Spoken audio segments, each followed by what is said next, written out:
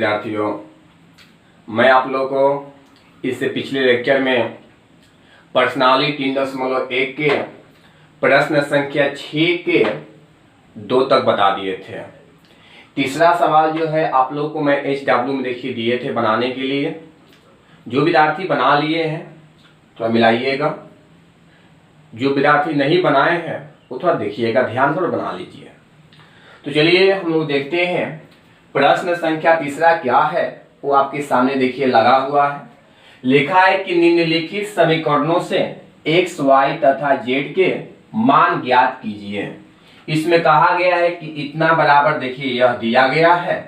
तो देखिए कभी भी x, y, z का मान निकालने के लिए अगर बात किया जाए तो वहां पर हम लगाते हैं समानता के नियम। जी हाँ, हम कौन सा नियम अपनाते हैं? समानता के नियम। तो चलिए हम लोग देखते हैं समानता के नियम। तो लिखिएगा समानता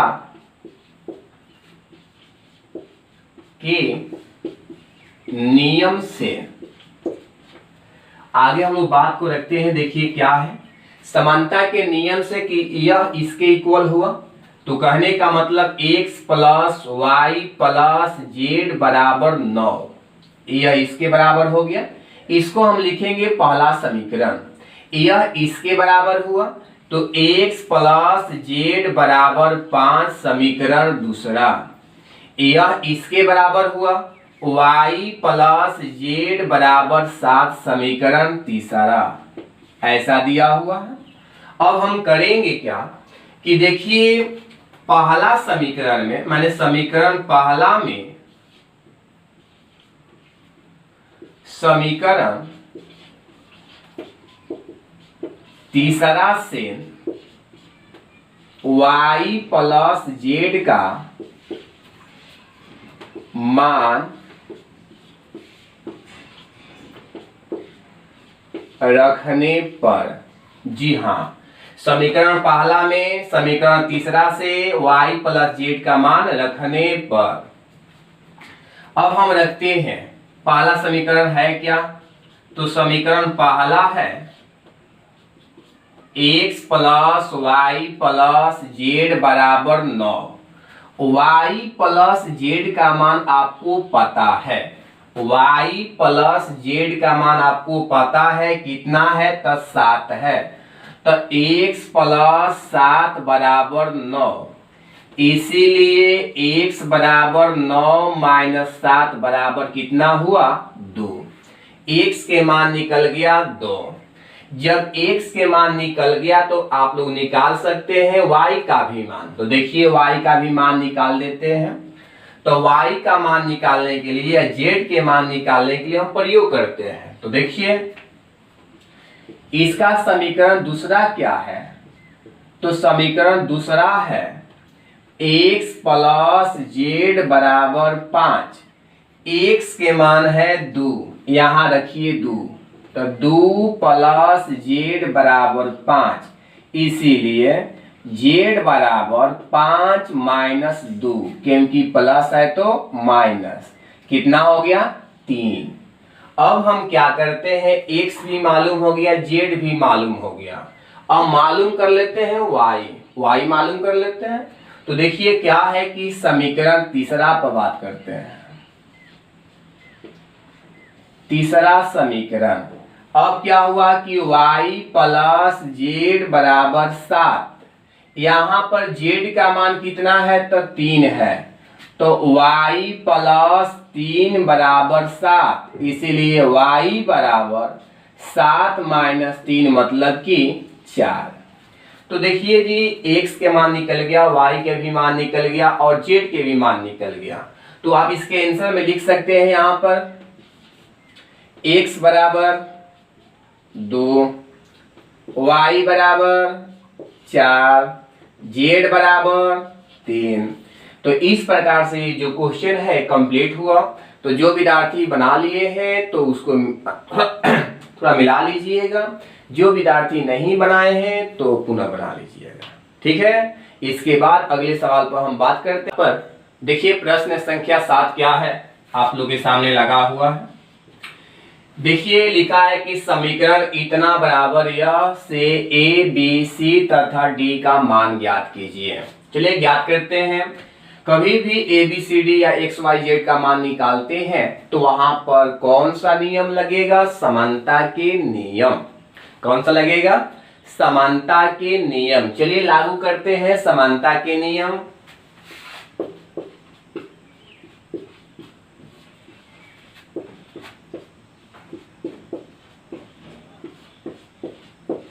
यह नियम कहता है कि यह इसके बराबर करते हैं। तो a माइनस बी बराबर माइनस एक समीकरण पहला, यह इसके बराबर करते हैं। तो 2a प्लस सी बराबर 5 समीकरण दूसरा, यह इसके बराबर करते हैं। तो 2a माइनस बी बराबर 0 समीकरण तीसरा, यह इसके बराबर करते हैं। तो 3c प्लस डी बराबर 13 समीकरण चौथा। अब हम करते क्या है कि थोड़ा ध्यान दीजिएगा कि सभी जो मान है समीकरण तीसरा के प्रयोग करके ही निकलेगा। तो देखते हैं तीसरा क्या है। तो समीकरण तीसरा जो है 2a माइनस बी बराबर 0 है। तो यहां से आप लिख सकते हैं कि 2a बराबर जो माइनस बी है इधर गया तो प्लस बी हो गया। तो b बराबर कितना हो गया? 2a। b बराबर कितना हो गया? 2a। अब हम करते क्या है कि हम a का मान निकालते हैं, b बस सब निकल जाएगा। तो देखते हैं समीकरण पहला समीकरण है a माइनस बी बराबर माइनस 1। आप जो है b का मान निकाले हैं। b के मान कितना निकाले हैं? 2a। तो a माइनस b के मान कितना है? 2a। तो 2a बराबर माइनस 1। a में से 2a घट गया, माइनस a बराबर माइनस 1, माइनस माइनस खत्म। इसीलिए आपका a बराबर 1 हो गया। a बराबर 1 हो गया। जब a बराबर 1 हो गया तो b भी निकल जाएगा, c d सब निकल जाएगा। निकाल देते हैं यहां पर। तो देखिए क्या करते हैं कि हम प्रयोग करते हैं। अब देखिए b को निकालने के लिए हम तीसरा समीकरण को, समीकरण तीसरा से b बराबर 2a। तो b बराबर 2a, आइए का मान है 1। तो 2 गुणे 1 मतलब कि 2। कंप्लीट हो गया, b भी निकल गया 2। अब हम चलते हैं समीकरण क्या? तो समीकरण दूसरा से, दूसरा में क्या है कि 2a प्लस सी बराबर आपका दिया है 5 मतलब कि 5। 2a प्लस सी बराबर 5। अब करेंगे क्या कि a का मान निकला है 1। तो आपका हो गया 2 गुणे 1 प्लस सी बराबर 5। 2 एकम 2, 2 को इधर लाइए। c बराबर 5 माइनस 2 मतलब कि 3। अब हम चलते हैं, निकाल देते हैं यहां से, c भी निकल गया, d निकाल लेते हैं। तो समीकरण जो है चौथा, 3c प्लस d बराबर दिया है 13। c के मान है 3। तो 3 गुणे 3 प्लस d बराबर 13। 3 में 3 से 9, 9 को इधर लाइए। इसीलिए d बराबर 13 माइनस 9 मतलब कि 4। तो आपके सामने जो है निकल गया है, a निकल गया है, b निकल गया है, c निकल गया है, d निकल गया है। तो इसी प्रकार से आप आंसर में लिख सकते हैं। क्या लिख सकते हैं? इसीलिए आंसर a बराबर 1, b बराबर 2, c बराबर 3, d बराबर 4। तो यही जो आंसर है कंप्लीट होता है। अब हम लोग बात करते हैं क्वेश्चन नंबर 8 पर। देखिए क्वेश्चन नंबर 8 क्या है। तो अब चलिए हम लोग प्रश्न संख्या 8 को देखते हैं। प्रश्न संख्या 8 जो है ऑब्जेक्टिव क्वेश्चन है। 9 भी ऑब्जेक्टिव क्वेश्चन है, एक और भी 10 भी है, वो भी ऑब्जेक्टिव क्वेश्चन है। तो देखिए क्या क्वेश्चन नंबर 8 है, सामने लिखा हुआ है कि यदि आव्यूह ए बराबर यदि आव्यूह ए बराबर एक वर्ग आव्यूह है। आपको बताए थे कि वर्ग आव्यूह कब होता है, वर्ग आव्यूह कब होता है आपको बताया गया है। तो वर्ग आव्यूह देखिए तब होगा जब पंक्ति मतलब एम, स्तंभ मतलब एन, दोनों के दोनों क्या होंगे, बराबर होंगे। तो बताइए वर्ग आव्यूह होने के लिए क्या होना चाहिए, एम बराबर एन, क्योंकि पता है कि वर्ग कैसा होता है, वर्ग ऐसा होता है जितना इसका देखिए क्या है कि लंबाई है उतना ही चौड़ाई है, उसी को हम लोग वर्ग बोलते हैं। तो जितना लंबाई है उतना ही चौड़ाई है, मतलब जितना पंक्ति है उतना ही स्तंभ है, दोनों बराबर होगा तभी वर्ग बनेगा, क्योंकि जहां कुछ कम हो गया तो आयत बन जाएगा। इसीलिए देखिए वर्ग होने के लिए m बराबर n होना चाहिए। तो m बराबर n मतलब कि कौन सा आंसर, आंसर सी। तो आप लिख सकते हैं आंसर सी लगाइए।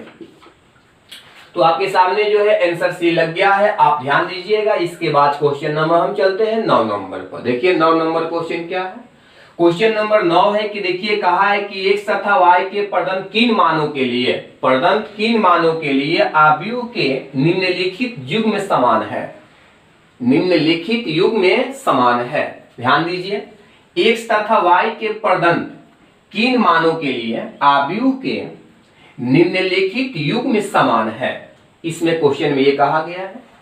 तो चलिए हम लोग बात करते हैं कि देखते हैं कौन सा इसमें युग्म जो है समान है, कौन सा इसमें युग्म जो है समान है, कौन सा युग्म बराबर है। तो देखते हैं हम लोग। तो देखिए जहां भी हम लोग क्वेश्चन देखते हैं कि युग्म में समान है एक्स वाई के मान, तो कहीं भी एक्स वाई के मान निकालने के लिए कह दे, ए बी सी के मान निकालने के लिए कह दे, तो वहां लगेगा समानता के नियम। अगर बराबर नहीं भी दिया है तो बराबर अपने से हम लगा देंगे, बराबर लगा के लिख देंगे समानता के नियम से। चलिए आगे हम बात को रखते हैं, क्या है आप ध्यान दीजिए सभी लोग।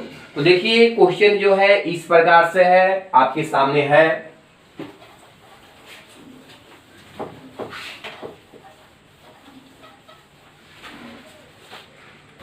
तो हम लोग जो है देख लेते हैं क्या क्वेश्चन में कह रहा है।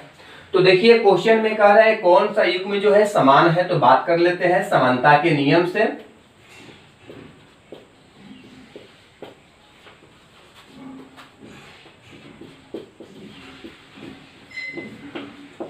नियम से यह जो है इसके बराबर करेंगे, तो 3x + 7 बराबर 0। यहां से आप लोग जो है x तो निकाल सकते हैं, निकाल लेते हैं x के मान। तो x के मान जो हो गया देखिए इसको इधर लाइए, पहले आप इसको इधर लाइए तो -7 हो गया। तो x बराबर कितना हो गया, -7/3 हो गया कि नहीं हुआ, क्योंकि जब ये प्लस है इधर आया तो माइनस हो गया। 3x है, 3 को भागा में लाइए तो -7/3 हो गया। x के वैल्यू -7/3, x के वैल्यू -7/3 क्या इसमें है, देखिए क्या इसमें है, नहीं है। तो जब इसमें नहीं है तो ज्ञात करना संभव नहीं है। इसके बाद और भी जांच कर लेते हैं, यह इसके बराबर करिए तो 5 बराबर y - 2 को इधर लाइए तो 5 + 2 बराबर y, इसलिए y बराबर 5 × 2 7। देखिए y का तो मान है 7। आगे भी जांच कर लेते हैं, y + 1 बराबर 8, इसीलिए y बराबर 8 - 1 मतलब कि 7। y के भी मान कितना निकल गया जी, y के भी मान जो निकल गया वही निकल गया 7, फिर 7 निकल गया। फिर जांच कर लेते हैं चौथा नंबर, 2 - 3x बराबर हो गया 4। 2 - 3x बराबर कितना हो गया 4। अब क्या करेंगे कि इस 2 को लाइए इधर, 4 - 2 इसको भागा में लाइए, भागा में चला गया -2/3। तो आप बस देखिए तो कि x के मान यहां पर है, देखिए 2 निकल गया, 1 निकल गया 7/3, 1 निकल गया -2/3। आप सोचिए कि समानता, जब आप समान कर रहे हैं, जब आप बराबर कर रहे हैं, तो क्या x के मान बराबर आया है? x के मान बराबर नहीं है। जब भी x के मान अगर बराबर न हो, y के मान अगर बराबर न हो, तो उसका मान ज्ञात करना संभव नहीं है।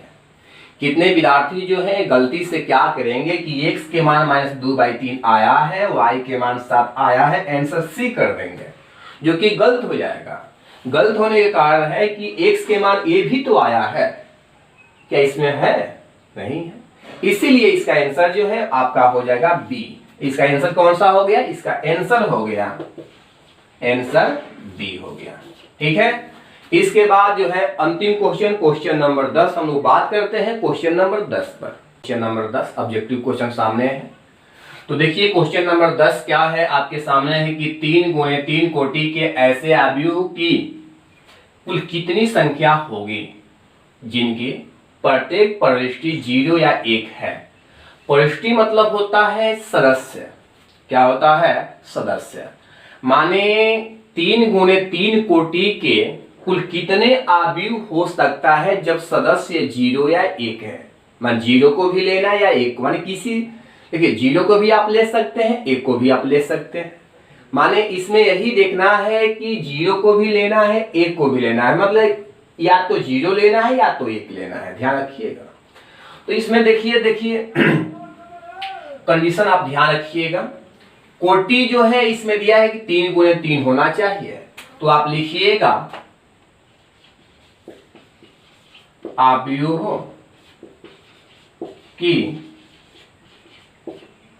कुल संख्या बराबर, कितने अवयव हैं? तो 2 अवयव हैं, तो 2 हो गया। इसके बाद हम बात करते हैं कि 3 × 3 मतलब इसमें 9 अवयव होते हैं। 3 × 3 में जब कोटि आपका 3 × 3 होता, कितना अवयव होते हैं? 3 के 9 अवयव होता है, तो आपका 9 हो गया। 2 के पावर 9 के जो मान होते हैं, अगर 2 को 9 बार गुणा करिएगा तो उसका वैल्यू जो है 512 होता है।